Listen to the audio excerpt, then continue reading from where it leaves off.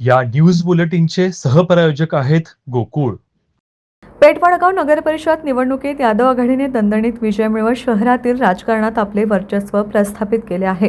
नगराध्यक्ष पदासाठी यादव आघाडीकडून उमेदवार असलेल्या विद्याताई पोळ यांनी विजय मिळवत नगराध्यक्ष पदावर आपले नाव कोरले असून या विजयामुळे शहरात ताईराज प्रस्थापित झाल्याची भावना नागरिकांमध्ये व्यक्त होत आहे. विद्याताई पोळ या काँग्रेस पुरस्कृत आहेत, त्यामुळे या ठिकाणी काँग्रेसला यश मिळाले आहे. नगरसेवकांच्या एकूण 20 जागांपैकी यादव आघाडीने तब्बल 15 जागांवर विजय मिळवत स्पष्ट बहुमत मिळवले आहे.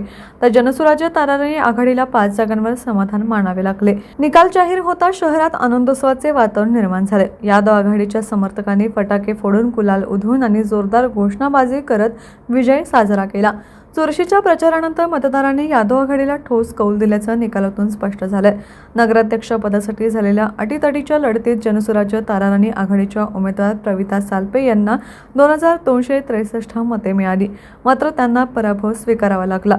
विद्याताई पोळ यांनी निर्णायक आघाडी घेत विजय खेचून आणला. जनसुराज्य ताराराणी आघाडीकडून कारभारी अजय थोरात, मोहनलाल माळी, संतोष चव्हाण, अंजली थोरात आणि राजश्री भोपळे यांनी नगरसेवक पदासाठी विजय मिळवत आपली 5 जागा राखल्या आहेत.